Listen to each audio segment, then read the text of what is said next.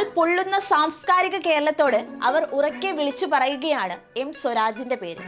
അവഹേളനവും സ്വഭാവഹത്യയുമാണ് രാഷ്ട്രീയ പ്രവർത്തനം എന്ന് വിശ്വസിച്ച് FBയിലും ചാനലുകളിലും മംഗലശ്ശേരി നീലകണ്ഠന്മാരും അയ്യപ്പൻ കോശിമാരുമായി ആറാടുന്നവരോട് ജനാധിപത്യ മര്യാദയെക്കുറിച്ച് പറഞ്ഞുകൊണ്ട് പ്രചാരണം തുടങ്ങിയതിന് എം സ്വരാജിന് നന്ദി എന്ന് പറഞ്ഞ KR മീരയെ പോലെ സ്ഥാനമാനങ്ങൾ തേടിയല്ല എഴുത്തുകാർ LDF സ്ഥാനാർത്ഥി എം സ്വരാജിനെ പിന്തുണച്ചതെന്നും ആഴത്തിലുള്ള വായനയും ജനകീയ ബന്ധവുമുള്ള പ്രതിഭാശാലിയായ സ്വരാജ് തന്നെയാണ് നിലമ്പൂരിൽ നിന്ന് നിയമസഭയിൽ എത്തേണ്ടതെന്നും പ്രസ്താവിച്ച് സാഹിത്യകാരന്മാർ സ്വരാജിന് വേണ്ടി സംസാരിക്കുന്നതിനപ്പുറം സാംസ്കാരിക പ്രവർത്തകരും ഇടതുപക്ഷത്തിന് ഒപ്പമെന്ന് പ്രഖ്യാപിച്ചിരിക്കുകയാണ്.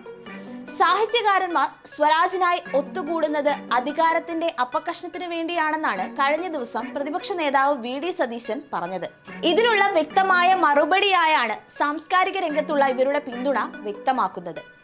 ആശമാരുടെ പ്രശ്നത്തിന് പരിഹാരം കാണാത്ത സർക്കാരിനെ വിമർശിക്കുന്ന പ്രതിപക്ഷ വലതുപക്ഷങ്ങൾ അറിയാത്തതായി ഭാവിക്കുന്ന ആശമാരുടേത് വാളണ്ടിയർ സംഘടനയാണെന്നും അത് കേന്ദ്ര സർക്കാരിന്റെ ഒരു പ്രസ്ഥാനമാണെന്ന് ബുദ്ധിയുള്ളവർക്ക് വ്യക്തമാണെന്നും കേരള സർക്കാരാണ് രാജ്യത്തെ ഏറ്റവും അധികം ഓണറേറിയം നൽകുന്നതെന്നും മുതിർന്ന എഴുത്തുകാരൻ വൈശാഖൻ പറഞ്ഞിരുന്നു.